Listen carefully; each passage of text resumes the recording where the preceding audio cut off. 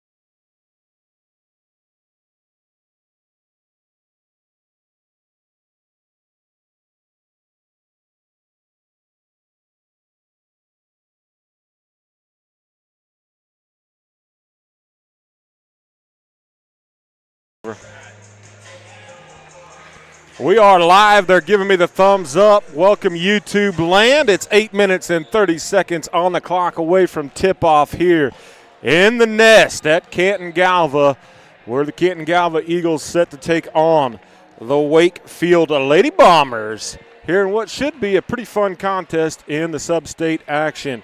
Congratulations to the CG men coming off a big dub last night over in Hope as they move on to round number 2. We've got some sideline camera action for you tonight. Got some convicts over there as we got the ladies, the CG ladies, doing a little warm-up here. Freshman right there with the layup, Malia Hoppus. Look to her to get some minutes tonight. Quite a few Hoppuses on this team as we go over now. I think the sideline cam is walking over as the convicts are coming in. CG student section, looks like we've got some wardens wearing some cowboy hats. Should be a fun one here tonight. A lot of the junior high boys over there, some part of the men's basketball team that came in off the dub last night. It's been a little weak this season with the student section. However, of late, they've gotten quite rowdy, had a lot of fun. This gymnasium is a very, very, very, very large gymnasium for a 1A school. And when we get full, and when those student section gets rowdy, gets rocking, and the home team definitely has an advantage. Welcome into the booth with me tonight, a man who is sporting a beautiful T-shirt a man who was a San Francisco 49ers fan and lost a bet right here on this broadcast just a couple of weeks ago, a man who is a father of three, head baseball coach for the Canton-Galva and Elyria Christian Eagles, junior high assistant football coach, Mr. Malamog. Welcome into the booth tonight. That shirt looks it looks sick, okay? Well, it's on me, I can tell you that. But, hey, no matter what, I appreciate being here tonight. It's going to be a fun night. Yeah, it's awesome that we thought we were out of basketball, and the Lady Eags with the record to get at least one game here at the Nest. And, this Lady Eagles team who made it out to Dodge City last year on the heels of 3 seniors and a whole bunch of freshmen, now a whole bunch of sophomores, a couple juniors, not a single senior on the squad. No, and, I kind of thought about this today, kind of with the keys of success. The youth is always a factor with this team, and you can see with Coach Hoppus kind of going through those growing pains and kind of going through those sophomore slumps, a little bit kind of the ups and downs. So, for me tonight, the keys of victory is going to be – I've been pretty consistent about this all year. Are your stars going to show up between Trinity Espinoza and Addie Ocala? Those two, to me, are the catalysts of the team, and they're obviously your top scorers. And I'll say the other key for me tonight is, Reagan Hawkinson. She's got to stay out of foul trouble. She's kind of that energy that brings energy to the girls' squad, and I'm looking forward to her. So hopefully she can stay out of foul trouble, because she really contributes not only scoring but rebounding, gets a lot of those hustle play that maybe they do or do not deserve one way or another, but we got to take care of the basketball tonight. Yeah, absolutely. I don't know how I could add a whole lot to that. The other addition to this Canton-Galva squad who wasn't on the team last year, the young lady who is a junior in Haley Barton, number 20, for this Canton-Galva squad. We saw Mimi Craig last year really, really develop late into a great post player and just a phenomenal distributor of the basketball. Didn't happen until late in the season and really propelled Canton-Galva into that late postseason run. If Barton can do some of that, she doesn't need to be Mimi. She needs to get rebounds, and she needs to be able to make a post move. If double teamed, kick it back out. If they can do that, a person does. They've got to handle business here tonight. Right. But then there's a formidable foe a little ways west of us. With her,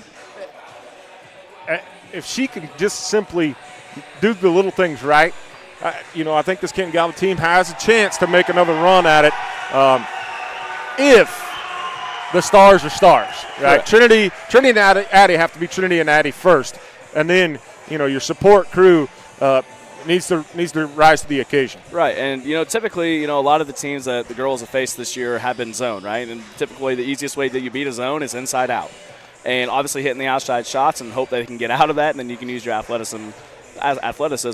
Little River's a little different, a little more press man team, so obviously you don't worry about that till later down the road. But as of right now, I'm assuming that the Wakefield Lady Bombers are going to come out in a zone. So yeah, that's how you beat it. Haley, Reagan, Emerson, so 3 girls that operate inside. If they can operate inside out, absolutely, and trust your shooters in Trinity, Addie, and Reagan. So yeah, it should be a fun one. And I talked a little bit about Mimi. Of course, Red Craig, little sister, is one of the juniors on this squad. A young lady that didn't even go out for basketball last year at the beginning, then came on, put in some minutes, going to come in off of the bench. She's really worked on her game throughout this season, and has made it kind of a priority. More obviously, last year she didn't even go out. Now joined the squad later when she saw that the girls were having fun, and it was a good thing to be a part of. It's every coach's, dream from a freshman to a sophomore, and then it's really awesome when you see a kid put in the time. Because then all of a sudden you see that progression just happening, right? And you are seeing that with Red, and she is getting more minutes because of that. And, coaches can obviously inspire, do what they can, but if the kid doesn't do the work on the outside, typically they're not going to get as better as fast as you want them to be. So, credit to Red, and, yeah, she has put in the work, and you can tell. And another one I would say for this year, and yes, I understand it's the coach's daughter, but it's been McKinley Hoppus. Oh, 100%. I feel like she has gotten better all throughout the year. Her shots get improved. I feel like her handle's improved. I feel like she has really, truly earned her spot as a starter. And she does a lot more on the defensive end, I will say on the offensive end. But, again, her shot is getting better. She contributes to basketball pretty smart. And her defensive effort, you'll see it because Coach Hoppus likes to run that 3-2 zone. She works her tail off in the top of that 3-2. So, again, two girls that you can see that have worked their tails off, and you know what? They've earned their minutes. Yeah, as you see on your screen, the jailed, the convicts over there, and we're going to say it throughout the night. This Canton-Galva broadcast crew, we're blessed to be a part of it. Seth came in off the bench, come on basically off the couch to start this season. Say, hey, buddy, you want to get on the mic with me? He said, sure. It's been awesome. But listen, the behind-the-scenes stuff, Trevor over here, Coach Kaufman down there, and just bringing you a sideline camera view, something that we're blessed to be a part of. Oh, absolutely. I mean, I can't say enough about this community, the administration, and obviously the TK and all of his staff that works for him. It's been awesome, and I would put up our broadcast against anybody, so I'm not going to lie. Absolutely. Well, we are just moments away from getting this baby kicked off. It's going to be a good one. Again, we haven't given you our disclosure yet, so we're going to do that right now. We are Canton-Galva broadcast crew, CG alums on the stick here with you tonight. If you don't like what you're hearing, simply hit the mute button. We're going to step aside as the national anthem is coming to us just moments away.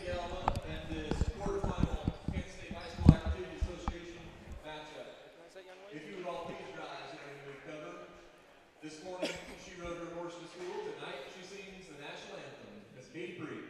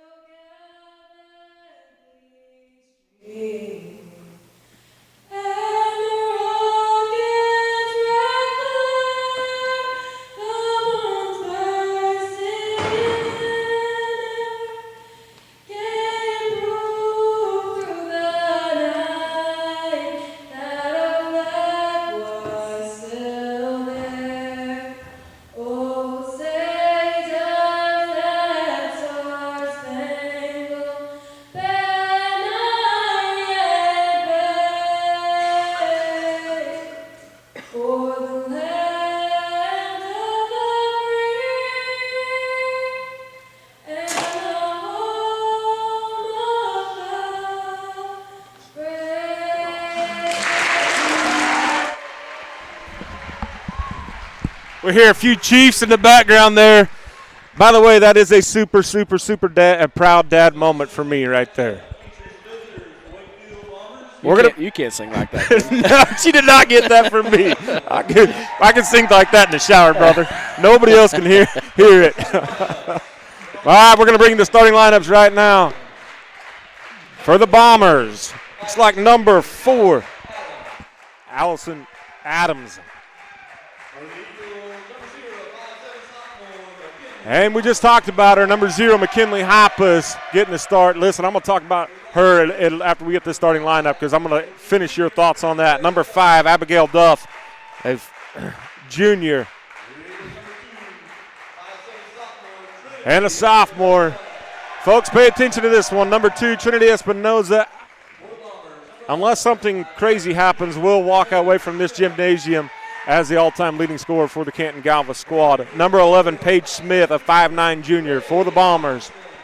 And we talked about her, Reagan Hawkinson. Where's number 4? She's a junior workhorse. Has a little bit of a problem with the fouls. Yeah, she does. But I feel like she can get that under control. She'll be all right. Number 15, Maggie Brown, a 5'4 junior. Junior heavy squad here for the Bombers. Number 5, Addie Alcala can handle the rock and can shoot from behind the arc. And the height for the Bombers, number 22, Grace Rohrer, 5'10 junior. So a junior heavy squad again for the Bombers. And Haley Barton, number 20. She's got a challenge in front of her, giving up about 5 inches there. As the CG, something's in the water over here, right? We just simply can't grow a lady very tall. The cap out at about 5'8". Yeah, it's Emerson Hoppus should be 5'11". Her dad's like 6'9". Yeah, Her mom's not short. Emerson just don't think it's going to happen either. Yeah, it's definitely been a curse of the Eagles for the last, well, as long as I can remember. Maybe Braylee Doman, maybe might be the last one, but that's been one of very, very, very few. So, right. Yeah, we haven't had very many tall girls overall. No. So I'm going to finish your thought or echo your thought on McKinley Hoppus. We hear some criticism out there in the community, and we appreciate that. And one of them is that sometimes we call things a little, maybe just a touch too honest, and that's okay. That's just kind of who we are. McKinley Hoppus had a horrible shot last year. Yeah. It was ugly. There's a two-handed chest pass at the rim. And to break that habit, to put in the effort to break that, and now has a very good-looking shot, like that is something that really needs to be talked about and bragged on. And how about the student section coming alive early for Canton-Galva? And a steal right away by Hawkinson. Ball is now in the hands of Addie Alcala. Yeah, switched up to 3-2 a little bit. Had Reagan on the point there instead of McKinley. But, hey, Reagan obviously is great at that hustle just like McKinley. So, hey, paid off right there. Espinoza tries to get in the lane. Ball is knocked away and stolen away by the Bombers.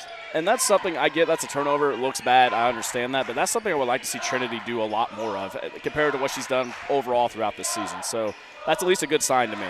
It is. A good-looking shot here, and the three ball is good.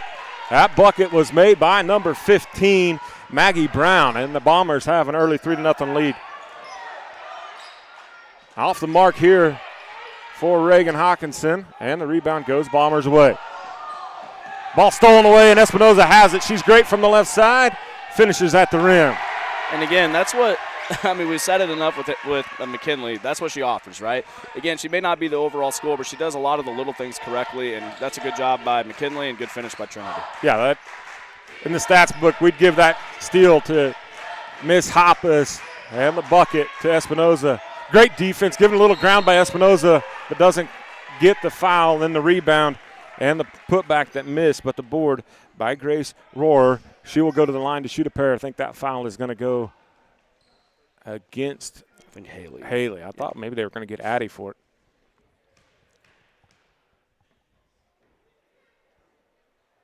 Free throw goes, snaps the twine. Kind of an unorthodox shot there from the charity stripe, but the end result was perfect. Hey, I mean, I've heard a lot of coaches say don't bother unless it goes in. And right now it's going in. Yeah, I would keep that up, and it's muscle memory, and it works. So the Eagles trail 5-2 in the early going. Again, the student section alive. Yeah, good look here, but Hoppus unable to handle it. Goes out of bounds. So a couple turnovers early for Canton-Galva. See if they can't just settle in. Yeah, and that's one thing about sub-state games, especially being at home, controlling your emotions, especially early. If you can control your emotions early, you can be all right. But, yeah, you can definitely tell the Eagles are just trying to settle in a little bit here. Yeah, and again, I'm going to say that, last year the student section was Addie Alcala with the steal, and it's going to go out of bounds. It'll be Wakefield basketball. But the student section's been missing for the majority of the season. Now they're here and alive. And we have a timeout here by the Bombers. But they're here and alive, and they're dressed up. And it's just a different feel. Yeah, absolutely. And, it's always tough, when you have the men's and women's, playing at the same time, but the guys are getting ready for their game, so, they can't quite have that. But you know what? This should happen every game. I mean, whether you're a player, non-player, this is what makes athletics fun. When you have a good student section, good fan base, and, yeah, this is awesome to see right here. Yeah, it is. And just the one game tonight, had to pay to get in just to watch one game. And, again, as you look on your screen, you don't see a packed house. But in a normal-sized gymnasium, this is a packed house. Yeah, absolutely. It's capacity at 3,000 plus here at the Nest. And the Eagles going to come out in that 1-2-2 here. And they're going to create another turnover. Espinoza's going to get another bucket. Alcala knocked it away. Trinity finishes. Long pass here. Yeah, I do love the intensity or the energy level of the Eagles right now. So, yeah, I mean, if they can keep matching this and hitting some buckets, yeah, we're going to be looking good all night. We're going to have a travel here. Good defense by McKinley Hoppus creating a turnover. Coach Shelby giving some instructions. Again, the student section is jacked up. And a credit to our defense there. It looks like, Reagan was on the top of that zone and it kind of got mixed up, and great adjustment by the Lady Eagles there. Yeah, and Coach Shelby, has a couple days to put some stuff in there, change things up, see something you haven't seen on film. Good run here. Not unable to finish was Reagan, but I like that. I like that look. Yes. I feel like without the basketball, we're moving without it, and that's been a thing that's been inconsistent for the Lady Eagles all year. Good defense here again by the home team.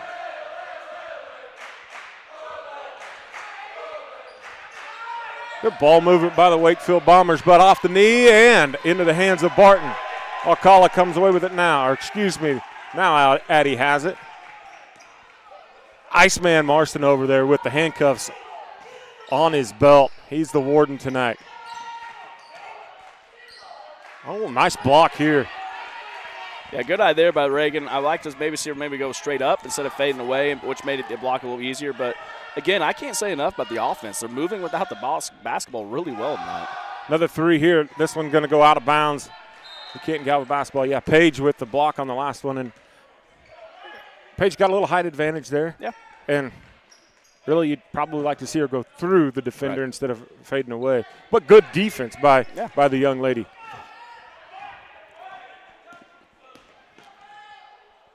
I feel like Addie Alcala probably has a little bit of an advantage with the ball in her hand on the bounce.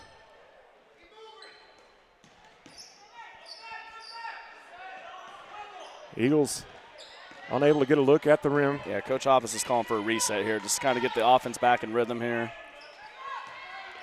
Yeah, and this pretty good matchup for Canton-Galva there. Espinoza just missed there. Probably goes to her left hand more often there and makes that one. Good defense once again by Canton-Galva. One and done. The defensive rebounds have been great for Canton-Galva in the early going. And I know it's small, and again, that's what I'm telling you with McKinley. She recognized the tall girl there, number 22, was uncovered. She covered her up, blocks her out, and, hey, got the rebound. So good job there by McKinley. And another good set there for Canton-Galva. Addie Alcala just misses. So a lid is on the bucket for CG with the exception of the layups off of turnovers. 4-5, Eagles score. Eagles trail by 1. 3-2 zone given Wakefield fits. Alcala doesn't give up on it. Gets a steal. Doesn't get the finish. And a little frustration. Coach Selby picks her up right there, though. Great coaching by Coach Hoppus.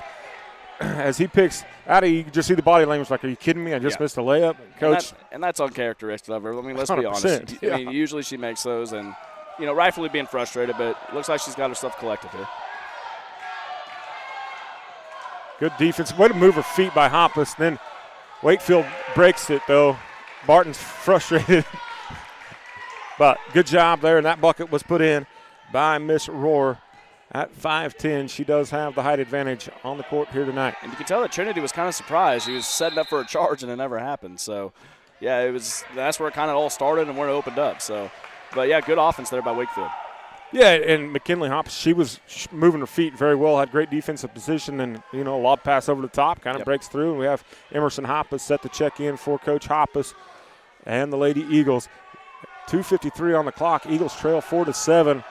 We saw back-to-back misses by Addie Alcala. Guessing those are out of her system. Yeah, again, uncharacteristic. And overall, I really do like what Coach Hoppus and the Lady Eagles are doing on offense. They're just not converting right now on the offensive end. I like the energy so far. Again, it's just controlling your emotions, right? I get it. It's a sub-state game. There's a lot of emotions. You're at home. It's getting those emotions under control. Again, with that youth that we've talked about, how do you get that emotions in check, play your game? Because I feel like if the Eagles can convert here and the pressure they're putting on the defensive end, I like what I see so far. So they just got to make some, get some confidence here on the offensive side. Both teams with defensive rebounding at an extremely high. It's been basically one and done on both sides of the ball. For Canton-Galva, that's a pretty big deal at 5'9" and 5'10", with the post players for the Bombers, giving up that height and able to control the defensive rebounds, the zone setting that up.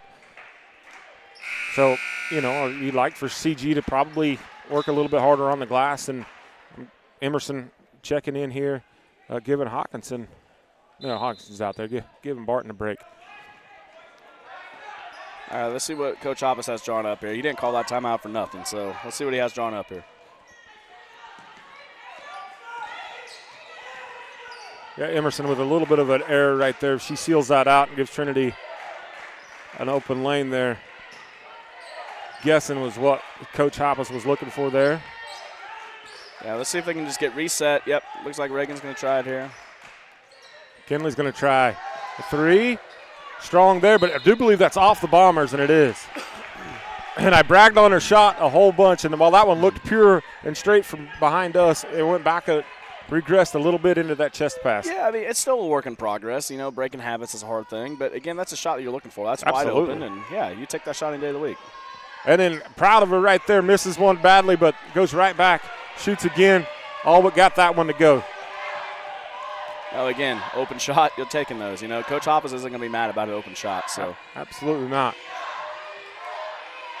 Good defense by Hoppus. They're just standing their ground, making the much taller post player play over the top of her.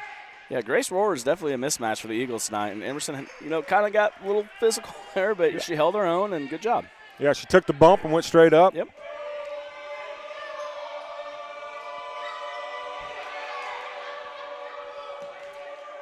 Lucky there that there wasn't a continuation foul. Yeah, but it was actually a good job by Malia by collecting herself as fast as she did. So, yeah, that was a good no call, and good job by Malia.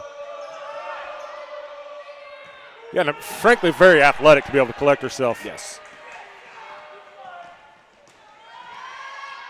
That is what Canton-Galva needs. Trinity Espinoza just to go ahead, call her own number there.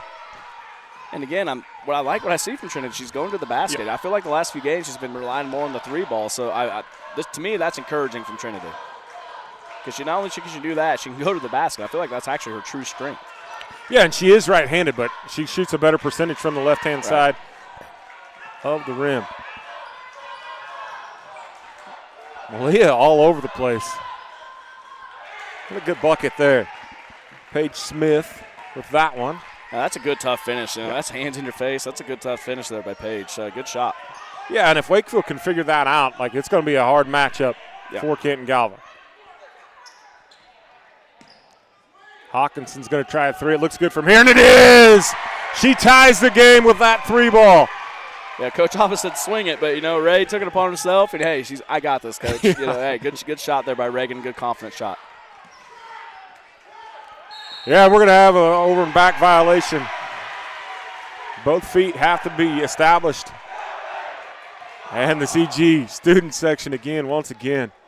Kudos to those guys. Again, I love the energy of the Eagles tonight. I mean, this is encouraging. This is awesome. I mean, I feel like they've been missing this the last few games. So, yeah, this is I'm very impressed so far. Yeah, just had some shots that normally haven't fallen, but able to get the game tied up. I like the idea by Emerson Hoppus right there. Just a little bit of smoke on that one, and Addie wasn't able to handle it. And she looks at her fingers, she's like, Patrick Mahomes throw that one to me? Yeah, maybe a touch forced to me, but, yeah, I mean, again, you can tell the Eagles are really trying to focus on that cutter there. And Espinoza with the steal.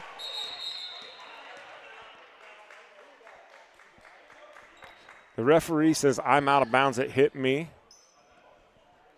Okay, and they're saying that now it's off of Trinity. And okay. I think that's right. Yeah, I think it's right, too.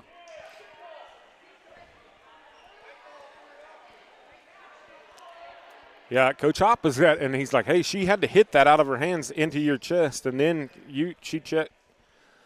See what they do here. Good job here by the officials, taking the time. Yep. Make sure that both of them agree. Hey, and they're if they made a mistake, they made a mistake. Everybody's going to make one. I appreciate him trying to explain it right there. Yeah. Well, at least he took the time to discuss it, right? And right, yeah, absolutely. Gave Coach Hoppus an explanation, so, yeah, good officiating. And let Coach Hoppus say something. Yeah, absolutely.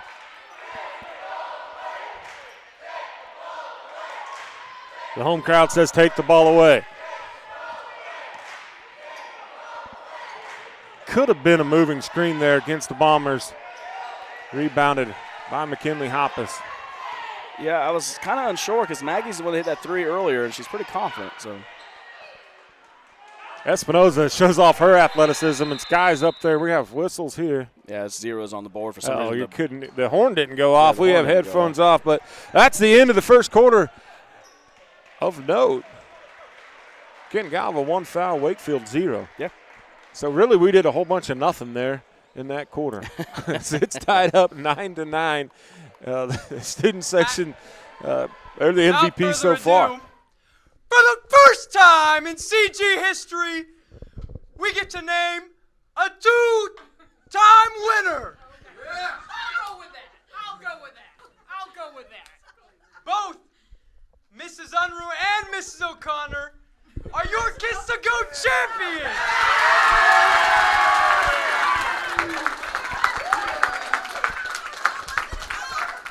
Bring the goats. Bring the goats.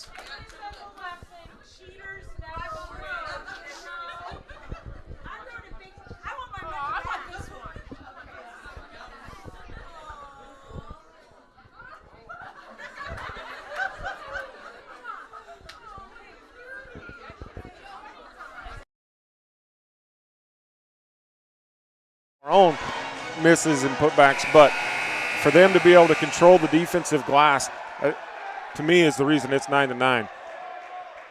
We'll see what Wakefield does. Like, if they can take advantage of that, you know. But again, you got to credit CG's defense. Yeah, absolutely. And you know, it's a little tonight. I feel like it's a little bit of an unorthodox 3-2, a little bit. Yeah. Not your traditional. I think Coach Hoppus is trying to confuse Wakefield a little bit, but I also think he's trying to move the pieces around to kind of keep them guessing and maybe to even keep the top person fresh. When you have someone up top the whole time, you know, they have to go a long ways. So it's kind of changing 3-2, but I understand what he's trying to do. But again, I like the energy so far. Let's see if they can maintain it. Yeah, and they're playing defense with a purpose, trying to create turnovers, right, which I can really appreciate. Looks like Wakefield's coming out in a man-to-man to start. We're going to have a foul here. Great take by McKinley Hoppus, number 0, right? She had the much taller. I thought that was on the shot. Oh, they just called it out of bounds? Off Canton-Galva. Never mind. All right. Well, it ain't a good idea. I sure thought that shot was blocked, and I thought a foul was called. Yeah, I thought I saw him raise his hand there, but I guess that was just to stop the clock. Okay. I saw that incorrectly. We both did. Good move here. Doesn't finish, but splitting the defenders. They're going to have a foul here, and that one's going to go against Grace Rohr. Yeah, again, just ball scrambled up. She was hustling for it, and, you know, a favor for the Eagles there. But, again, Eagles are working hard on the defensive glass, not allowing Wakefield to get that offensive rebound. So, again, it's been a rebounding battle there tonight. Yeah, and head coach Rich Stepp, he's not very happy with that call, but you saw her in Grace saying, hey, it's on me, and she kind of knew that she had fouled there. Coach was more worried about talking to the refs than looking at his players saying, yeah, I did it. A 5-out look here for Canton-Galva. Yeah, they just got to keep moving, keep the basketball moving, and keep cutting here. Look for your opportunity. Yeah, and you had Trinity thinking about a backdoor there, but good defense by the Bombers didn't allow it to happen. Now on the bounce, gives it up to Hoppus. She's going to try a long 3. Doesn't go. But the freshman comes away with the glass. Offensive board, we've talked about it. There hasn't been very many of them for either squad. Yeah, good job there by Malia. That's just her out hustling, her out working. So, yeah, that's a good job there by Malia. Yeah, and the art of seeing the ball off the rim, right? Yep. Man-to-man kind of seems to be giving them a little bit of fits in Canton-Galva. Third time not a charm, but again another offensive board. Great job by Canton-Galva here. Yeah, you know, if I'm McKinley, you're not far off. Keep shooting. Absolutely. You know? Malia's going to get a chance for an and one. And, yeah, that's just a good recognition by Malia. She saw the lane open up, and, again, I think that's really her and Trinity's strength is going to the rim, where Addie's more strength is shooting from the outside. Good recognition there by Malia, and good take and good finish. That foul went against Allison Adams, just her first personal.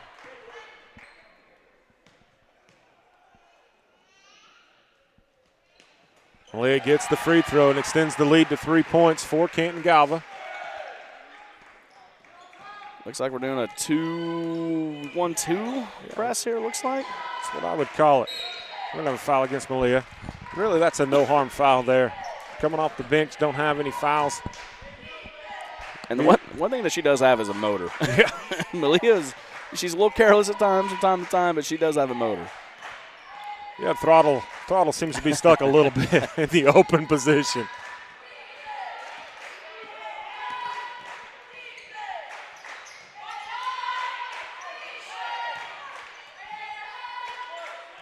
Yeah, 2-on-2 just extended back into the lane here. You see Malia crashing down on that low post there. Yeah, she's definitely working hard. Yes. There she's tiring out a little bit, but Trinity knocks the ball out of bounds.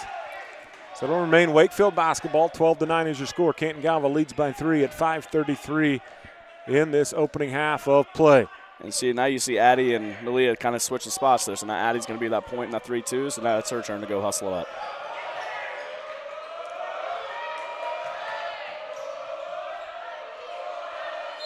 Gonna have a jump ball here. Remain Wakefield basketball on the alternate possession. Glasses fell to the court. What nice sportsmanship by Trinity as she goes and finds the spectacles. Hands them back to the young lady. That one's going to go out of bounds. We can't get out of basketball. And, you know, I know it's small, but Malia recognized that. The coaching staff was communicating to them. They recognized the shooter was trying to get behind all those screeners. And that little bit, I think, just kind of made her panic just a little bit. And, yeah, that's a good job by the defense there. Yeah, and just a freshman. Yep.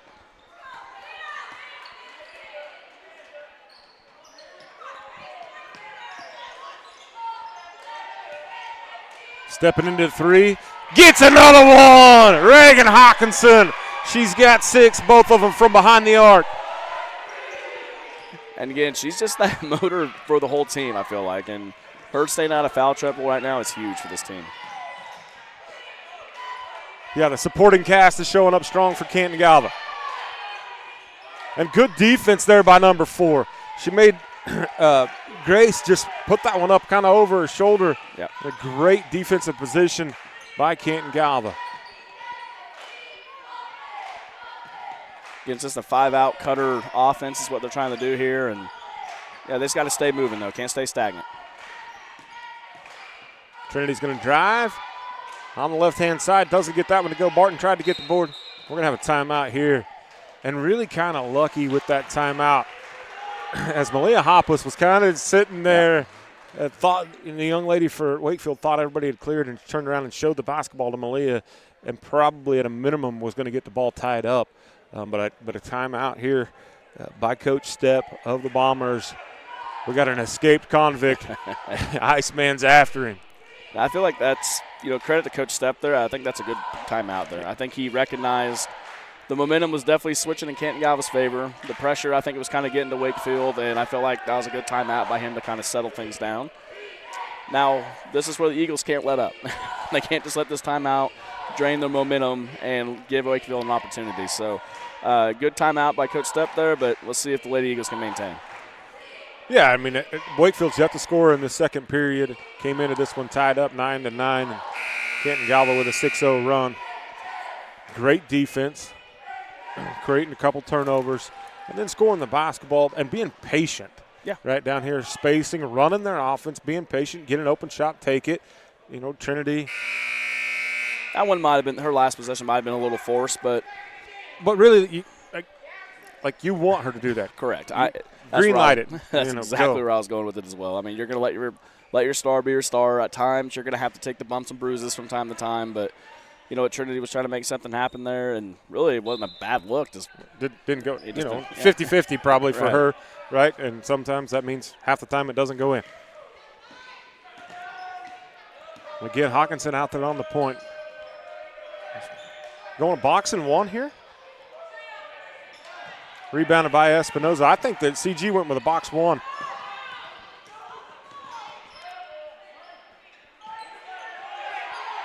So Coach Shelby has changed it up quite a bit on the defensive side. Yeah, he has. Going to have a foul here. Really a bailout foul as Trinity had gotten too far underneath the basketball goals. Wasn't going to be a 50-50 shot there. That foul is going to go against Allison Adams, and that is her second.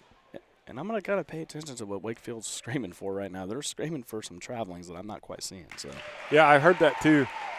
And Like, it's pretty hard to travel when you're dribbling the basketball. I haven't seen that one either.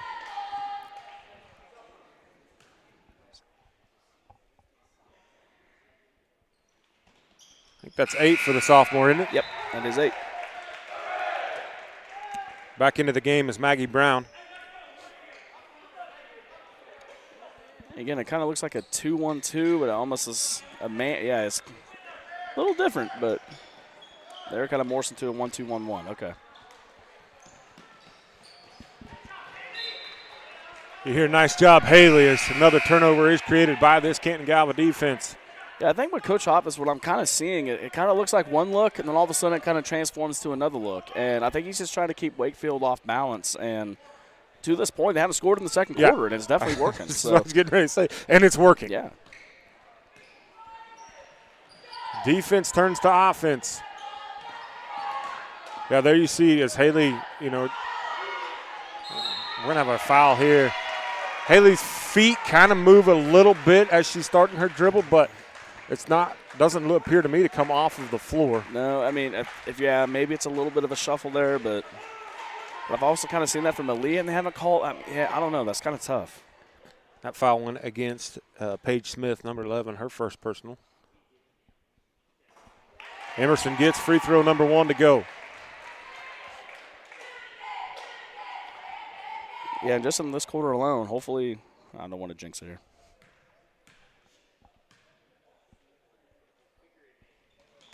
I just jinxed it. Hey, good offensive rebound by Barton and a putback by Hawkinson. I guess she needs to be behind the arc when she's shooting.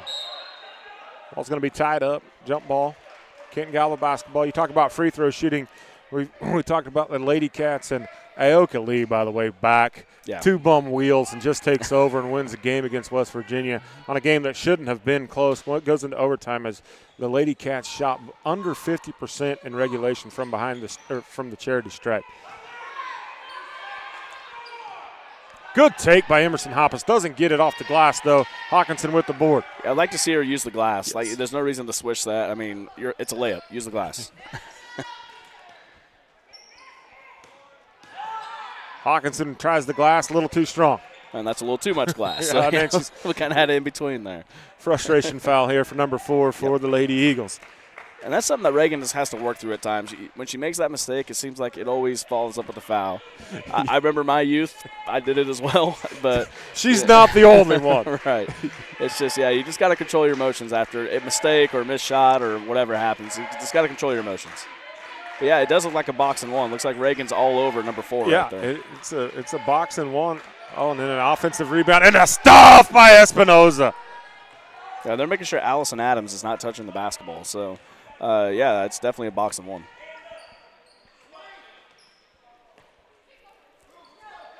Though if you did watch the stream of when they played Central Plains, Coach Hoppus did that last game too against Central Plains. So that's something that the Eagles are not unfamiliar with. Alcala misses a 3, but it looked pretty. Just didn't go. Espinoza with a hand in her face, going to step back. She's going to try a 3. It's going to be off the mark, off the heel. Hoppus tries to get the rebound and gets enough of it. It'll stay Canton-Galva basketball.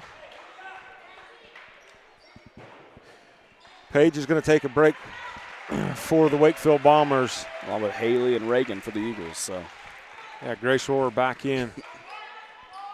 So we got a slew of Hoppuses, Trinity, and Addie out there. Big Canton-Galva basketball. Good defense there by Adams as she prevented Espinoza from getting that one 4 feet from the rim.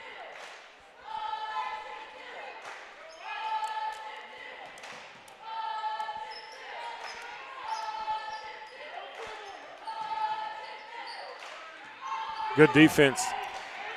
Yeah, I understand that's the look you want, but maybe not the matchup you're kind of looking for with Emerson on Grace there. Yeah, So. 5'10" versus 5'8". And another offensive board for the Bombers and a putback here. That one's good for Cheyenne Balderson. Yeah, the Bombers score with 90 seconds remaining in the second period. Yeah, Trinity was just a little late there, just kind of recovering from that. So. Yeah, and I think that's probably exactly what Coach Hopp is going to talk to him about. Like, your effort's been great so far in this first half. Hey, we've got a break coming in 81 seconds. Don't let up now. Right, absolutely. Yep. Really, I feel like in the second quarter, we've done everything overall. I feel like we've outworked the Bombers. We've out-rebounded them, and especially I feel like the offensive rebounding's definitely kicked up in the second quarter. And, I'm kind of surprised Wakefield hasn't looked for Grace Rohr very much. I feel like there's a size advantage there. So, but credit to the Lady Eagles and their defense. They're kind of cutting off those looks and kind of forcing those shots from the outside, and Wakefield just hasn't been hitting them. So, yeah, that defensive crash down into that low post, from up top and in that zone, and the way that you kick it out to the corner and then try and get that entry pass, and the crash and the rotation has just been a menace for Wakefield to try and figure out how to get the ball in onto the low post. Canton-Galva with the basketball, 80 seconds remaining in this opening half. They lead 18-11. Espinoza goes to her left hand, doesn't get that one to go. Shortest lady on the floor comes away with the rebound. Yeah, I think she just kind of overestimated how far she was underneath the basket there. But, again, a take that you want her to take every single time. Yeah, and we just talked about it, and a late whistle. He had his hand up. He was just waiting until the play was over to blow that foul against Espinoza. No, that was on Malia. Gave that one to Malia. I saw that incorrectly. I need to start marking before I see it on the board. That free throw well off the mark for Grace Rohr. We saw her first two free throws. I said they were a little unorthodox in her warm-up there. They were pure. That third one, not so much. This one, not so much either. And, unfortunate for her. But, again, I feel like that's a matchup that Wakefield can take advantage is with Grace. And with Paige, both of them. Agreed. And you see them now rotating one for one here as a little bit of fatigue is starting to set in.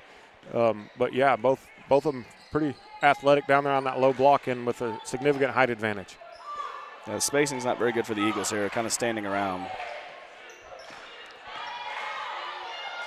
Yeah, but Malia Hoppus takes full advantage. And part of that with poor spacing, if you move all the defense away from the lane. Yep. She recognized it and took it. So, yeah, good job by the freshman. She's playing well tonight. Absolutely. Whole bunch of hustle on that young lady. Smith has the ball knocked away. Emerson comes away with it now. Alcala up ahead to McKinley Hoppus. Great hustle back defense there by Adams, though. And a good job by McKinley not creating that foul that we just saw Hawkinson make. Yeah. Again, she does the little things well. She may miss some shots from here and there, but that's okay. She does the little things very well, and, yeah, that's a good job. Smith creates a little space with the bump and gets the bucket at the end of the whistle. So we are now at the close of periods 1 and 2 with the Eagles, 20-13 over the Wakefield Bombers in a really, really, really good second period for Canton-Galva. Yeah, absolutely. And really a lot of it started from the defense turning into offense. I felt like we got some more offensive rebounds in the second quarter. We weren't doing the one-for-ones. We got some extra looks. I feel like the offense got a little stagnant there towards the end of the second quarter, but some of that might be fatigue, youth, inexperience a little bit. We saw Trinity give up a rebound that hadn't happened the whole game before, and I mean, they're high schoolers, they're in shape. Be surprised if it was fatigue, but it sure looked like it. Yeah, it did. Well, and, Addie's a player who doesn't come out. Trinity is a player who doesn't come out very often. So, it's a little understandable for her for maybe a little fatigue, but, yeah, that's a little surprising at the same time. But, again, I like the effort there from the Eagles, and we'll see if we can sustain it. Right. Well, at this time, I think, Seth, if you want to hand your headset over to this guy that just joined us into this booth, Coach O, athletic director, head basketball coach, now up here in the booth. First off, let me say congratulations, Coach, on a hard-fought win last night. Oh, thanks a lot. It was a hard-fought win. The kids got a nice early lead, then we went down, and they battled back in the fourth quarter and won a big game on the road and against a good team. Yeah, we're seeing some highlights here. I was unable to watch the game last night, but we see a defensive steal right here, and your big fella comes away with the basketball. Talk to us a little bit about, you see Lane McManus coming away with the steal there, the guy with arms, wingspread of 6'4" when he's 5'10". Yeah, Lane is he's been my number one defensive stopper since his freshman year, but we changed some things. If you remember, a few weeks ago, we played them here, and they beat us by 14. And they did some things on the press where they threw it long cross court, and Noah back there just wasn't, able to get to some of those things. They got some easy baskets. So last night I adjusted, and we put Lane in the back of the press. And the first 4 or 5 times they tried that same play, and Lane intercepted all of them, and that kind of shook them up a little bit. But I always put Lane on the other team's best player, and he just goes at it. He's strong, he's fast, he's smart, and very aggressive. And he's been fun to coach the last 4 years. Yeah, he's going to be, the walls of Canton-Galva and the halls of Canton-Galva. It's going to be sad to see the senior class go. Lane McManus, of course, the guy you're talking about there, I just mentioned, he's got a 6'4" wingspan. He's only about 5'10". He's going to the 8-man All-Star game. He's part of that record-holding defensive squad for Canton-Galva's football team in interceptions in a season. Great athlete. Can't talk enough about him. Great young man to be around. Part of the 4x1 state championship relay last year in track, and probably going to have a chance of winning hurdles this year as well. But you talk about that senior class. You got to what a lot of people don't understand is like Lane and Wyatt and especially those two, Jory. We lost Kason Mastery and Garrett Maltby last year, and then we had Jet.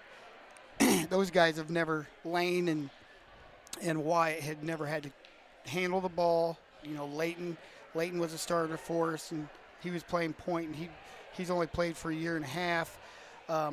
So we were asking Lane and Wyatt and stuff to do things this year that they just weren't comfortable doing, and they struggled with it early, and they got better as the year went on. We had to, if you remember last year, Wyatt was a man underneath.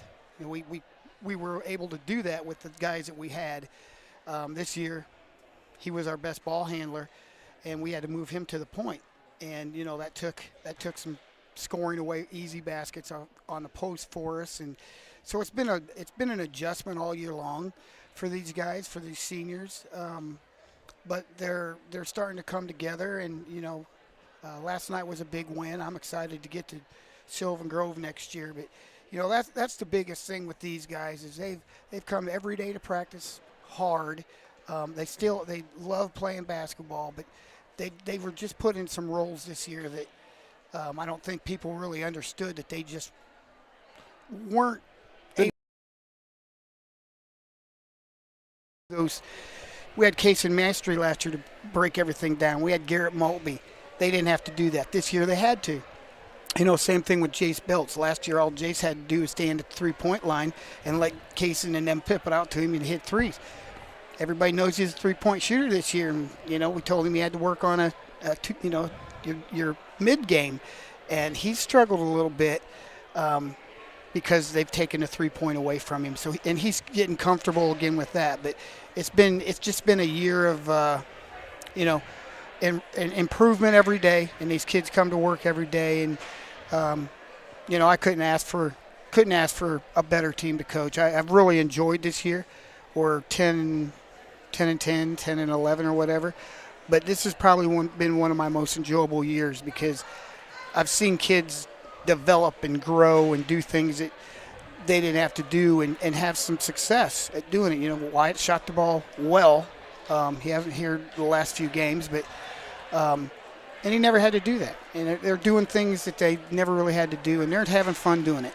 Yeah, he stepped into the role of the point. He handles the rock quite well. Again, we're up here in the booth talking with head coach O and talking about the big win that he came off of last night, going on to the round number 2. Let's talk a little bit about round number 2.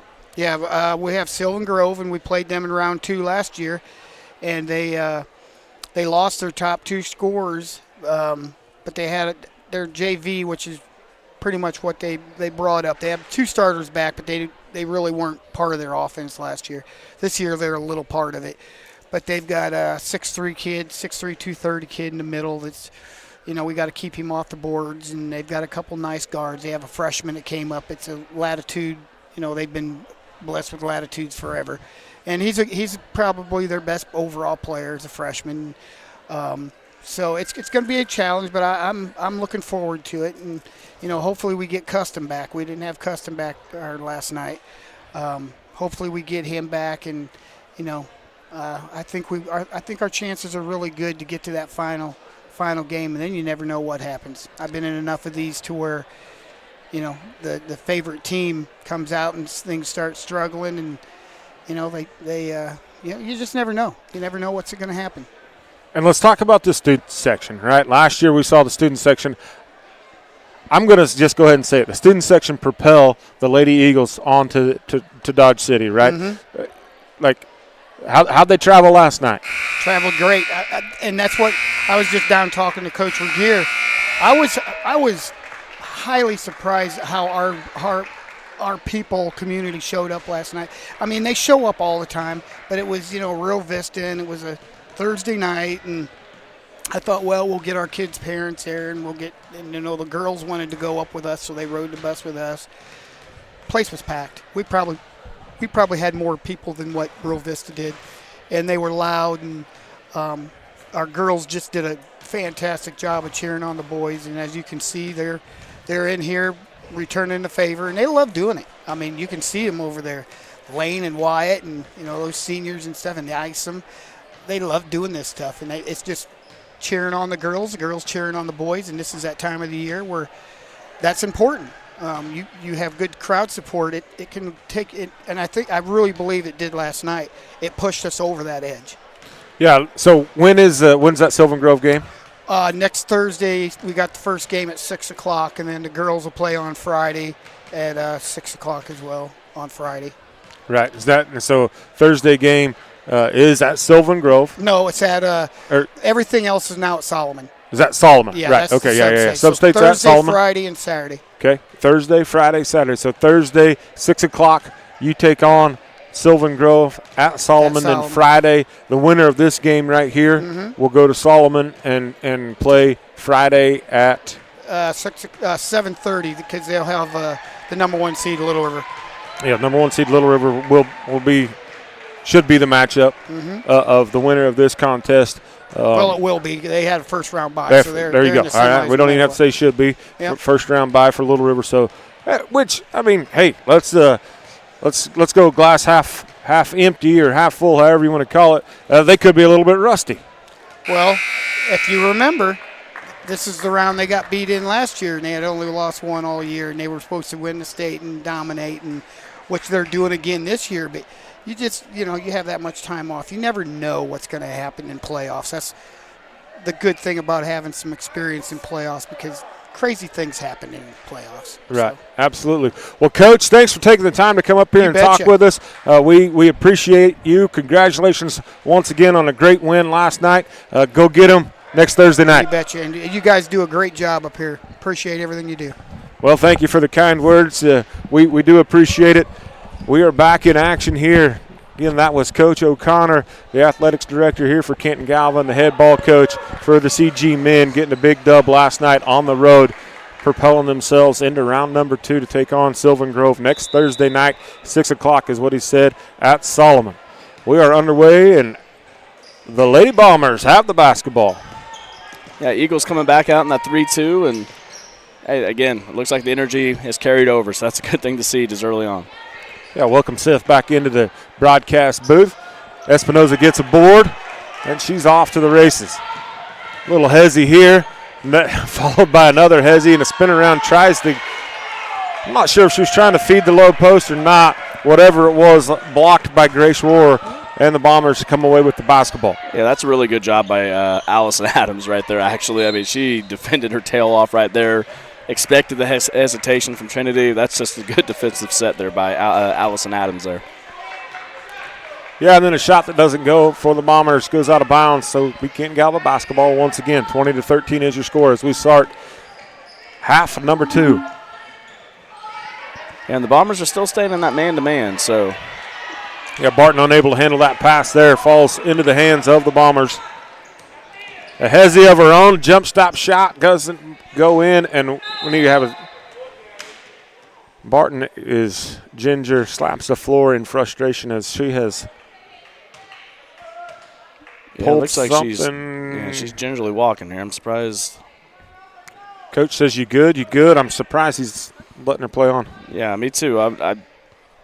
Yeah, she's not walking very smoothly right here, so I'm kind of surprised that Coach Hoppus isn't going for a sub here.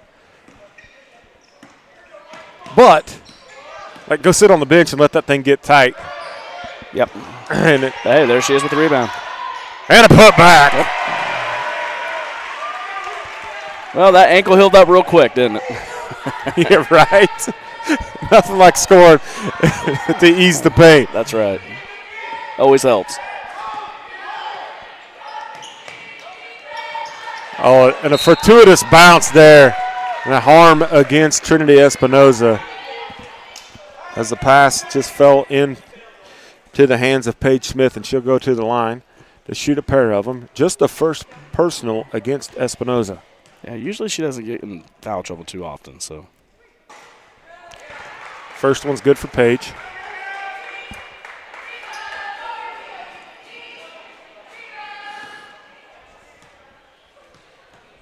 Second one coming. Doesn't get that in and out. Yeah, that one. Hawkinson like to have that one back. Yeah, I think, again, but that's just her motor, right? Yep. It's just nonstop, and, majority of the time it works out, but sometimes it hurts you, and right there it just happened to her. Yeah, we're going to have a jump ball. As I say, going to have to either call a travel foul or a jump ball, and we get a jump ball, which I believe is the correct call. Yep. An argument could have been made for travel there. That's kind of what I thought initially, but, hey, jump ball still in favor of the Eagles, so good defense there. Yeah, great defense.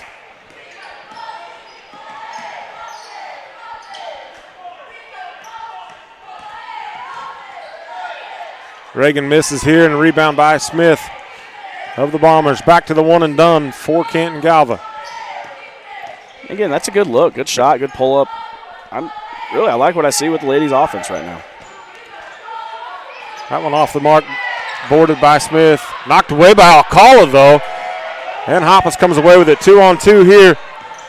Trinity's going to go right to the rim, doesn't get it, but in position is Haley Barton, and she's fouled before the shot. A good heads-up foul there by number 5, Duff. Yeah, and Coach Stepp there was kind of upset there wasn't nothing called there on Addie, but so very fortunate for Addie to get away with that. I feel like there was kind of a foul there, but hey, good hands by Addie.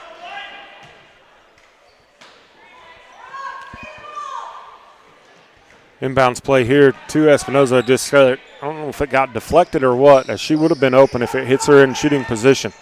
Alcala for 3. Off the iron, tracked down. He says, I don't have it. Good officiating once again here by these 3. This crew's been outstanding tonight. Listen, if you don't have it, you don't have it. And an official down on the baseline says, I don't have it. Look to his partner. He said, it's Canton-Galva basketball, which was the right call. Yeah, here comes the crowd section again, something that's needed here. Oh, and they would have went wild right in front of him there if Ray hits that one. And good job on McKinley, just getting in front of her right there, cutting that off. Yeah, that was a good job there. Maybe got a little aggressive there towards the end. I think they gave that to Addie from behind. Did they? Nope, 0. Nope. They gave it to McKinley, but that was a great job there, McKinley, though. She hustled back, got in front, cut her off. I can definitely appreciate that effort there. Yeah, and just her first foul. But the Eagles have 2. And then Hoppus, doesn't get the steal. Now it's on the deck. Reagan gets it. Yeah, McKinley may not have got it, but yeah, she created it. She definitely created it. So, again, good effort there by McKinley.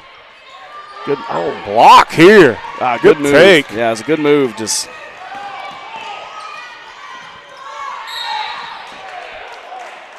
and now we're going to pick up foul number 3 in this period. So now Canton-Galva needs to back it off just a little bit. Yeah, and that you can hear Coach Hoppus kind of yelling at Malia not to foul there because, again, the freshman control her emotions. Good move, Yeah. Just happened to get blocked, but that's just where the freshman has got to control her emotions just a little bit better there because you could tell that Coach Hoppus was already yelling at her before it happened. And, unfortunately, picked up her 3rd there. Yeah, and they had Adams in kind of a helter-skelter, a 3-on-1, but just a little aggressive here. We're going to have a jump ball. Kind of bails out Canton-Galva there. Usually you see that with a foul when somebody's arm is over the other arm. Kind of lucky there for Canton-Galva because with the new rule, right, 2 fouls are just away from shooting 2 free throws. Oh, and then getting caught sleeping and bailed out with a miss here by Smith. A good offensive set there by Wakefield. They were definitely trying to lull the Eagles asleep with Adams there, and definitely got away with one. Alcala rims out. Trinity with the board and the putback. And we're going to have a timeout here by head coach Rich Stepp of the Bombers. His team now trails by double digits. But he's got a look of frustration. I don't question their effort. No, really, the last offensive set there by Wakefield, I really liked. They were really trying to lull the Eagles to sleep. They just came up empty. I feel like they're doing some things really well. They're just not converting on the other end. But, Roar looks a little shaken up here. She's caught. I think she might have taken when they hit the deck down here. She was really ginger, and her gait was one of discomfort. Yeah. I'm not so sure she didn't. She continues to cough, and her face is kind of flushed. I'm not so sure she didn't take a knee or an elbow or something to the throat area completely. If it did happen, would have been 100% accidental, as they were both on the deck, right? But she looks a little bit flushed. Yeah, I will say with the officials tonight, I feel like they're doing a good job. I really do. I feel like they're being even on both sides. 100% even. But you definitely tell they're letting the girls play tonight. Yep. And, a lot of people can sit there and say one way or another, but I'm sorry, that's playoff basketball. It just seems like refs just kind of seem like they let them play just a little bit more. And you can definitely see that's the case tonight. And as long as it's even, right? And like I said, more than once you'll hear me say that's why I have a microphone, not a whistle. We haven't said it here tonight because this crew has done, in my opinion, a bang-up job. Yeah. And the ball stolen away here by Canton-Galva. Espinoza from deep. Great rebound position by Hoppus. Gets the second one here. Now she's going to put the ball below her waist and they're going to have a tie up there. Needs to keep that one up high. Now that's one instance. Yes, you want your best players shooting, but I'd like to see one more pass to Addie there. I think Addie would have been wide open there on the top of the key. Would really like to see Trinity just make that one more pass, but again, star players, you're going to let them kind of take their chances. Alcala has the basketball, goes to the bounce. Gets to Hoppus. Her ball handling skills have improved significantly as well. Great take by Hoppus. Doesn't finish. Emerson Hoppus on the bounce, and now we're going to have a tie-up against – nope, foul here. It's going to go against Reagan Hawkinson. So now CG really is going to have to back up. 3:49 on the clock, and the Bombers are going to be shooting two from here on out. Yeah, and Coach Hoppus kind of got on Reagan right there because, again, it's a frustration foul that didn't need to happen. Trinity Espinoza pokes it away, finds McKinley Hoppus. Now Reagan Hawkinson with a 10-footer. Doesn't go. And we're going to have a foul. And just what we talked about there. And McKinley Hoppus looks over the bench like, what are you talking about? They actually give that to Emerson, it looks like. Well, that's the one thing where we've maybe disagreed with the refs is who the foul is on. But, yeah, you're right. Number one up there on the scoreboard is who the foul goes against. So, again, you can kind of see the youth a little bit. The Eagles have had some good looks around the rim. They missed them. The Bombers come up with the basketball, and their emotions are kind of getting in the way right now, picking up silly fouls. So, yeah, they need to kind of calm down. Yeah, you miss a shot. Sometimes it's just better to just go back and play defense. Go play defense, get the ball back. Maggie Brown made the first free throw. She got another one coming. She had that first three-pointer, and it's been quiet ever since, I believe. Yeah, she's had some looks, but, yeah, she's been a little stronger short. But rebound, the height advantage gets the board for Smith. Unable to get it, knocked out, and then Brown fighting for it. Great effort by both squads here tonight. Yeah, and good trap there by the Hoppus cousins there, and Emerson and McKinley. Good trap there that kind of caused that turnover. So it all started with them.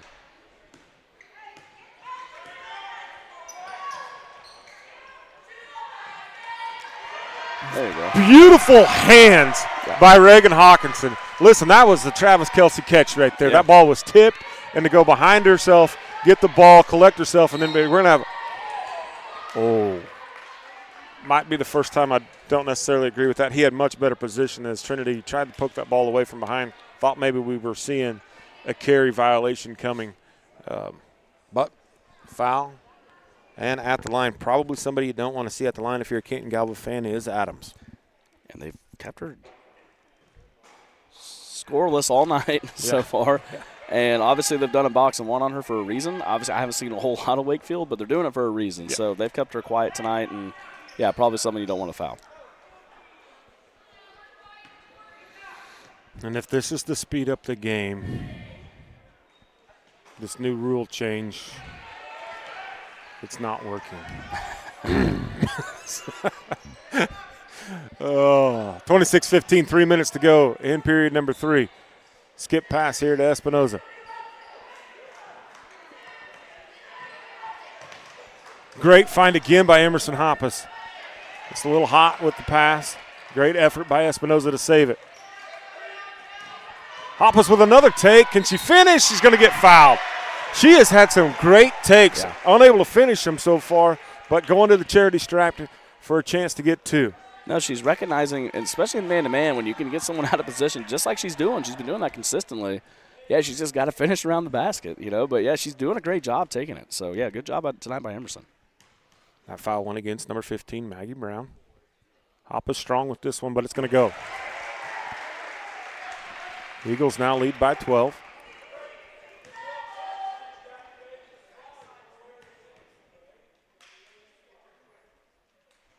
Second one looks good, and it is. Again, I'm going to say it. We've said it about every broadcast. The job that Coach Shelby is doing, when 6 people on that CG team would show up for Thanksgiving, one of them being his daughter, that is something that needs to be bragged upon as Espinoza tracks down this rebound. And she's going to just go ahead and take it herself and push the issue. But for Coach to be able to – listen, I've got a 16-year-old daughter. You heard her sing the national anthem. There is no way in the world that I could coach her.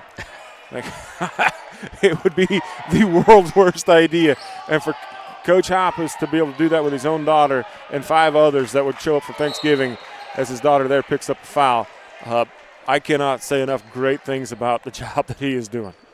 Yeah, and it's definitely balanced, right? I mean, you got to find that balance, and I think overall he's done a good job. It's definitely not an easy thing what he's doing right now. So, yeah, he's done a good job all year. Brown back at the line to shoot a pair. Yeah, ever since the opening 3 there, Maggie looked good from that first shot, and then she seems like she's just struggling to find her shot since then. So, yeah, 'cause she's had some open looks. Yeah, she has had some open looks. They just haven't fallen for her. As Barton checks back in for Coach Hoppus in this Canton-Galva Lady Eagles squad. And she looked sound coming out, right? We saw her get pretty hobbled there. In fact, the refs even stopped play. Brown's second free throw is no good. And Barton gets the board.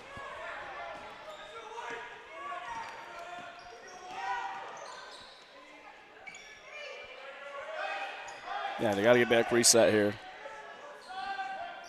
And the ball needs to go in that lady's hands. Barton traveled. Nope. Yeah, there. I don't know why he didn't call it right away. That'll keep your fans from off your keister if you just go ahead and make that call. Yeah, you might have seen a different side of Coach Stepp there, too, if you wouldn't have called that. So, right. Yeah, it was definitely the right call. This ball is going to go out of bounds, and it's going to go Canton-Galva's way. Yeah, the pressure, Wakefield has not been consistent with that pressure all night, and that's a good job by the Eagles. And part of that is, though, the pressure's been different, right? Yeah, Coach Hopp is dialing up different pressures. And getting different looks from different girls are trapping. Like, you just don't know where the trap's kind of coming from right now. Paige Smith has checked back in for the Bombers. They trail by 13.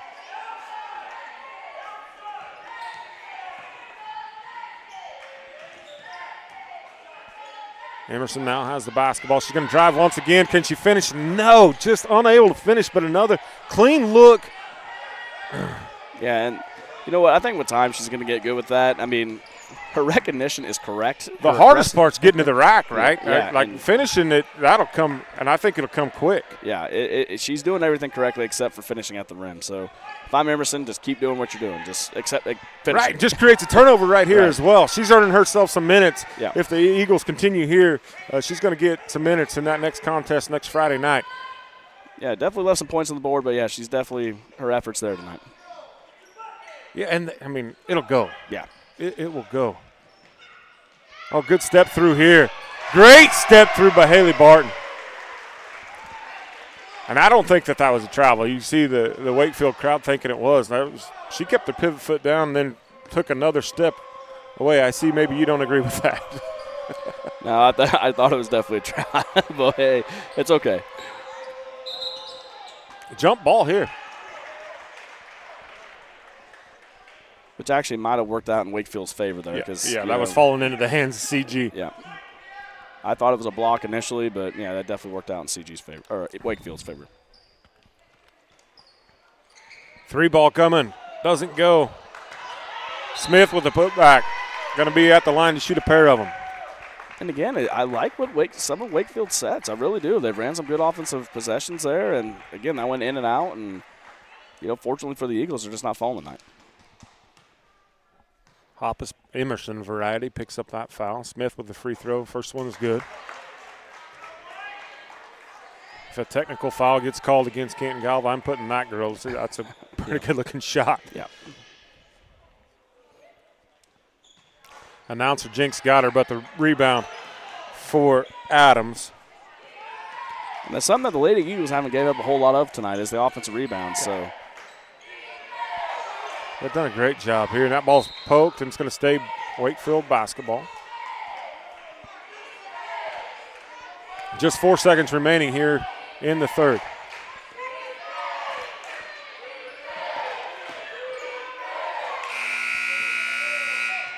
That was really good into the period defense by Canton-Galva.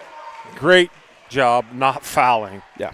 And if you're Wakefield there, you probably want to try to go create a foul. Even if it's a non-shooting foul, you're at the line to shoot too. Right. Well, we've got 8 minutes of broadcast left here as Canton-Galva has kind of, I don't want to say taken over, but sure extended their lead. Yes, they have. I mean, they've, honestly, in the middle quarters here in the second and third, they have held Wakefield to just 7 points. So compared to their, 2, 4, 6? Yeah, they're 9. Yeah, they had 9 because it was 9 to 9 at the end of the first. So compared to their 9 in the first quarter, they've held them to 7 in the next 2 quarters. So the Eagles' defense has been really locked down. I mean, kudos to them, and the defense has created offense. Maybe Emerson's left some points on the board, but again, I love her aggressiveness going to the basket. And I like some of the looks the Eagles are getting. Again, just not quite finishing, but overall, I love the effort. I can't say enough about it between Emerson, McKinley, Malia's had some good minutes. Trinity's been all over the place. Addie's has been consistent. Haley's had some good offensive rebounds and defensive rebounds. So it's definitely been a team effort tonight. Maybe not so much as a star output as, kind of said as my step one, but it's definitely been a good team collective effort tonight. Reagan Hawkinson. Yeah, Reagan, yes. To start the game, she no disrespect to her, because absolutely. Right, she had the 2 threes that really, the Eagles were cold as ice, and Reagan knocked down a pair of threes and got it. It was 9-3 or what. Yeah, a significant deficit to start the game, and then Reagan got the scoring going. And she's got Reagan. I got her at 8. Unofficially. Trinity's, is she in double digits? 2, 4, 6, 8, 10. Yeah. So it's been a collective effort. And again, Reagan's that person that just can't. And I don't think Addie's got anything yet, does she? I don't have her at anything, no. Yeah, we've seen her take, I think, just 1 shot. And it was good, looked good, just didn't go. Ball's going to be stolen away here. Yeah. So Hawkinson picks up foul number 3, I believe. Yep, that's what I have her at. Yep. But again, it's those silly fouls that she gets that gets her in trouble, and I think all 3 of hers have been kind of those silly fouls. So she's just got to control her emotions a little bit. So, but again, her motor effort, it's all been there tonight.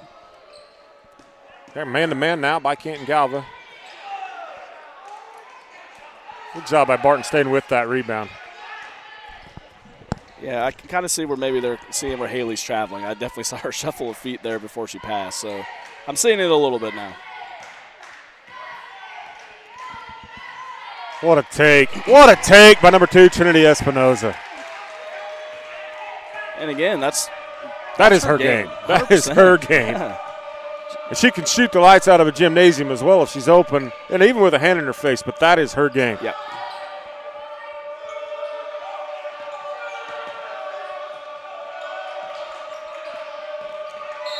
Gonna have a timeout. Great defense. Yeah. Student section should appreciate that. Great defense by Canton-Galva as they have now doubled up the Bombers 32-16 at the 6:50 mark. It's been a fun one here. Yeah, and you said it. I mean, it's been the defense. You know, after that first quarter, he was just locked down Wakefield. And, yeah, great job by Coach Hoppus. He's definitely came prepared into this game. And, yeah, good effort all the way around. I mean, it's been just a good collective team effort. It hasn't been just one player. You've seen everybody make a play. So, yeah, good job by the coaching staff and good job by these Lady Eagles. Well, we haven't had any HCI instant replays here tonight because TK is down on the sidelines with the sideline cam. But we want to say, you see those guys, our sponsors and partners going across. There it is. Yeah, Trevor's got us pretty quick there, so yeah. I should have known better, Trev. As soon as I say anything, he's going to dial it up. But pay attention to those people going across the bottom of your screen. If you can patronize them, we would appreciate it.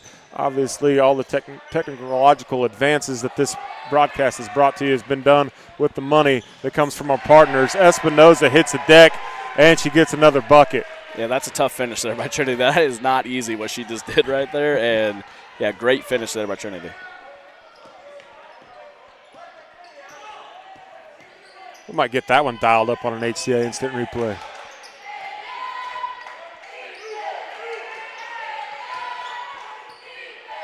Great defense again by Canton-Galva, extending that man-to-man all the way out in the half court.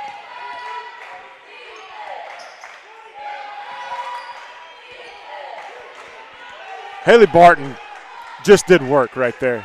Yeah. That was a battle down low, and she did work. Tries to find Malia Hoppus, and that was an errant pass. Yeah, Trevin, I'm not going to lie. I do definitely see travel in her game. Haley is getting away with a little bit there. So count the bucket for Grace Rohrer, and the foul goes against Trinity Espinoza, her third. Haley's going to get a rest here.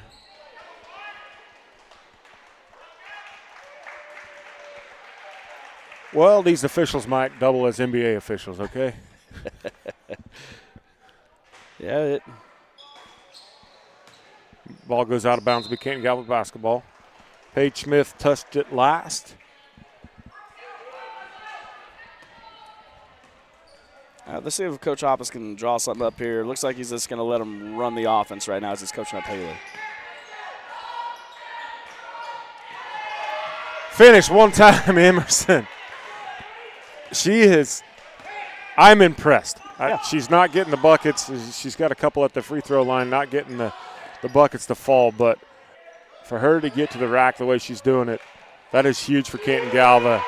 And that's a game right there that we thought we'd probably see all night as Grace Rohrer gets it on the low block and gets an easy bucket. Yeah, the Canton-Galva Lady Eagles need to get a basket here. Wakefield's starting to slowly kind of snag those momentum away, and we need a basket here right now. Emerson. you see Rohrer's like, what'd I do that for? She knocked it out of bounds. And she probably could have grabbed that one. And, Emerson's got to recognize that, hey, I'm shorter. Bounce pass, make it different. Don't try to throw it over the taller defender. Espinoza.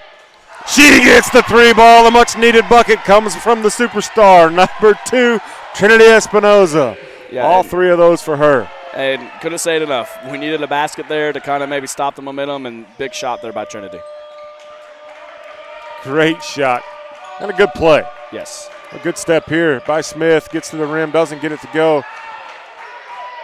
Hawkinson comes away with the rebound. She'll handle the rock. Skip pass to the corner. Emerson has the basketball. Oh, misses her. Now she finds her. Great job by Emerson. Yeah, she stayed patient. Like you said, maybe she was a little late, but stayed patient with it and didn't find her. Good job there by Emerson, and good finish by Reagan. Yeah, and the first time that I'm going to say something negative about Wakefield's defense, right? They missed, in my mind, Reagan on the cut there, and then allowed Emerson to go ahead and make the pass as Wakefield did not rotate over there. For the first time tonight, maybe just saw them fatigue setting in a little bit for them. Or maybe just allowing her to have that patience. Yeah, definitely to your point. Yep. And back to the low post that Wakefield goes, and this one does not go. for Rohr. The freshman with the rock.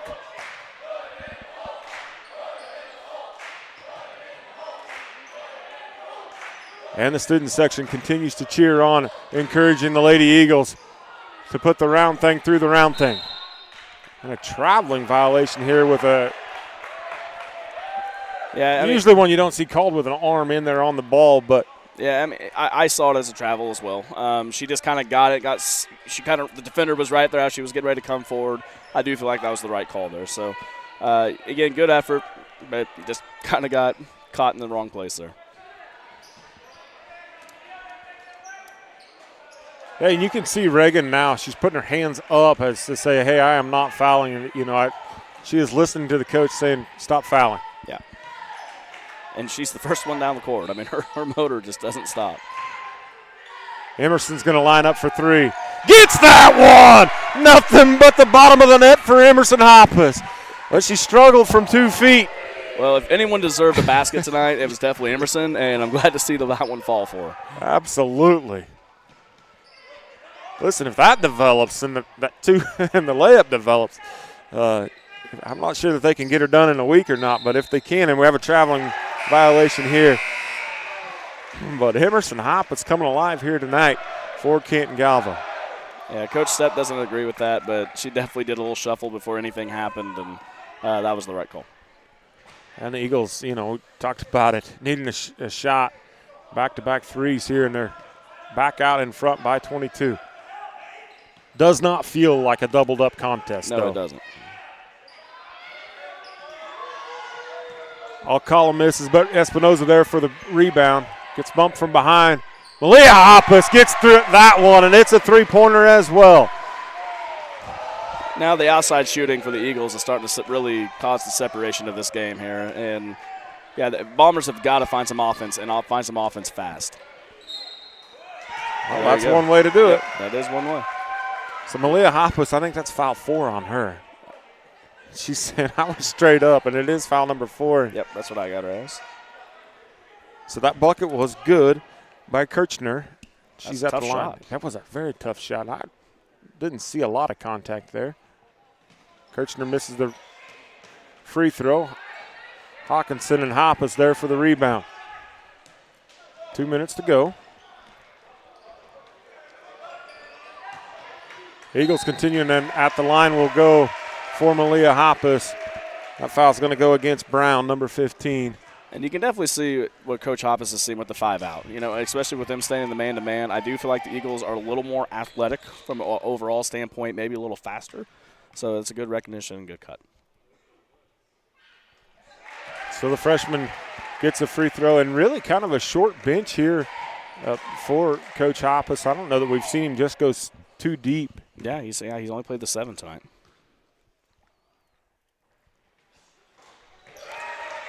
Second free throw is good. Hip, hip, hooray chants coming from the student section. Ball's going to be – that's the right call, too. Had they not called the kick ball, that would have been Canton-Galva basketball, but was off the foot of Malia Hoppus.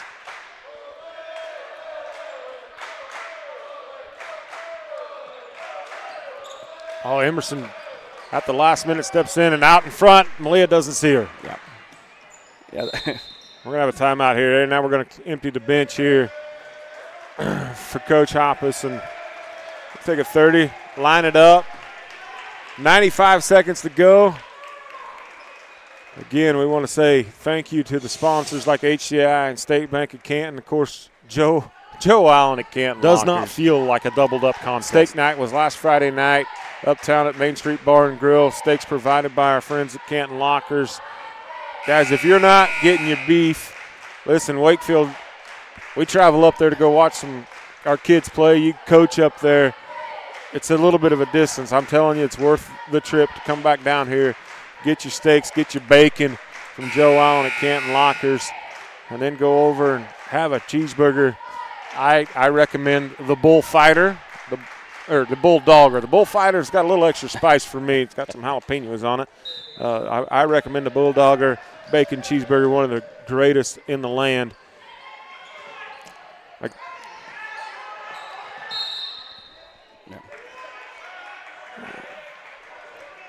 Yeah, I don't know that one. The Yeah, Bombers I made definitely- contact with that one, but Yeah, I definitely saw it off the foot, but, I mean, I don't think it's going to affect the outcome too much, so. no, I don't Play believe on. so either.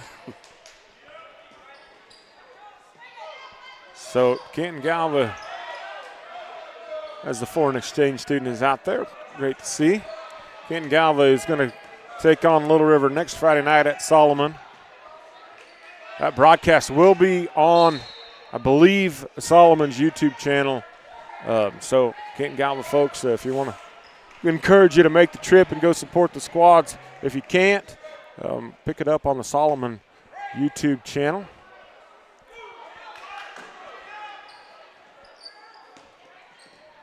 As we now have 1 minute to play. Yeah, as Red is someone you don't really want to run into. And I didn't see her moving there. I mean. Yeah, she did get wasn't that she'd move, but it got a little out of position. That was actually a good side step there, and right call.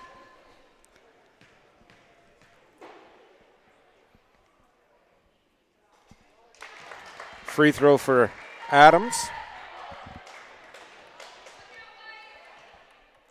47-23 is your score with just under a minute to play. Another free throw coming here for Adams.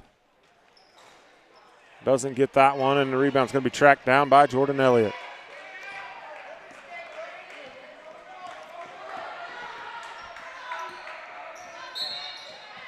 Kind of a foul here. That one's going to go against Duff. Well, we usually pick an MVP. I'm going to pick my MVP, and it's going to be the Convicts over there, the student section, showing up tonight, supporting the ladies. That's my MVP of the game. Getting the steal here is Duff, and she doesn't get the finish to run on the floor. Jordan Elliott gets the board. Yeah, this is good experience here with Tristan. She hasn't seen this varsity experience because there's definitely varsity players out there for Wakefield. Get in the hole, and it does! All the way from Germany. And the crowd goes wild. Yeah, she's definitely going to remember that one, isn't she? Yes. Yes, indeed. Hey, getting a bucket in the sub-state game. Hey, that's sweet. HCI instant replay right here. Elliott clears the boards. And we're just going to bring it up. And then a great find here by Jada North. And the finish.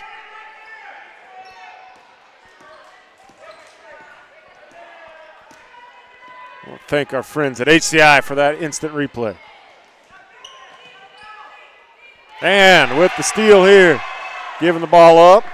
Not sure you want to give it up to Red. She's not the world's greatest ball handler out there on the floor. And at the last second heave, Canton-Galva is going to put this one in the books, victorious 49-23. And again, that score does not reflect how hard Wakefield fought and really how close a game this one was. No, absolutely not. I mean, I just feel like Wakefield just kind of missed some opportunities around the basket, especially missed some open threes. But I will say this, the Lady Eagles defense, and that's for going from after the first quarter on, was just phenomenal. I mean, you can't say enough about their defense. They really locked them down. And you know what? Trinity, when we – yeah, what do we have for scores? So I had Trinity at 17, Reagan at 10, Haley at 4, Sonny with 2. Looks like Malia with 5, 8, 10. And Emerson with 3 and 6. So Emerson kind of missed some kind of missed some opportunities there. But, you know, again, when McKinley and Addie didn't even score. Right. And you put up 49 points, overall that's just a good team effort by the Lady Eagles. And they do have a tough matchup ahead of them. But you know what? This is the postseason. Anything can happen. You play your hearts out there, and you never know. Yeah, if those looks for Emerson, if she can get to the rack like that and those looks, she gets half of them, right? Yeah. And, like, that's a difference maker for this team. Yeah. If she can do that, which we really haven't seen that Emerson so far this year. Right. And if she can do that, and if Addie knocks some down, like, hey, they don't just hand them out. You got to go win them. And CG, they should feel good about their position going into that game Friday. Yeah, I mean, to me, the whole thing about the matchup with Little River is how you're going to handle the press. They are athletic. I'm not going to discredit them. I'm going to call a spade that they're athletic, and their press is wicked. How can you handle it? If you can break the press, you have a shot. If you consistently can break the press and maybe use your athleticism, you know, you definitely have a shot. But if you struggle with their press, they're going to be a long night for the Eagles. So I'm feeling for the next week, I'm assuming they're going to be focusing a lot on that press. Just knowing Coach Hoppus, he's going to be ready for that game. Absolutely. Well, it's been great calling games with you all season long. We are done with that. So, hey, good luck in the upcoming baseball season. You start practice Monday? Monday, yeah. We'll be a little short squatted. Both the Leary and Canton-Galva basketball boys playing, so we may only have like 7 or 8 out there starting Monday, but that's okay. Good luck to the basketball teams, but guys we're firing up on Monday. Super excited. Right, and if there's some youth out there wanting to get involved, not in high school, you're going to coach some youth baseball this season, so look you up. If you don't have your number, I bet you'd answer a Facebook message, especially when it comes to baseball. So good luck to you. Again, we want to say thanks to TK Trevor and all of the crew. You've done a fantastic job. Our sponsors, of course, the high-speed internet that comes from HCI, all those folks. Just phenomenal. We'd love to see him outside, and at the Diamond. We'd love to see that broadcast outside. So. Yeah, hey, listen, I don't mind calling a baseball game. You're going to have to tell me what the pitch was or something. I can't see them that good, but TK's talked about trying to bring it over. Don't know exactly how it will happen. I might need a heated booth though if I'm going to be calling them. Like some of those games are a little chilly, but at any rate. Baseball, yeah. Kaufman's looking over here. It's been great calling the games. Again, kudos and thank you to the Canton-Galva broadcasting crew. Good luck to the men's squad going to Solomon to take on Sylvan Lucas next Thursday, and this Lady Eagles squad next Friday. You can find that broadcast on Solomon's YouTube channel. So, again, thanks for tuning in, and go Eagles.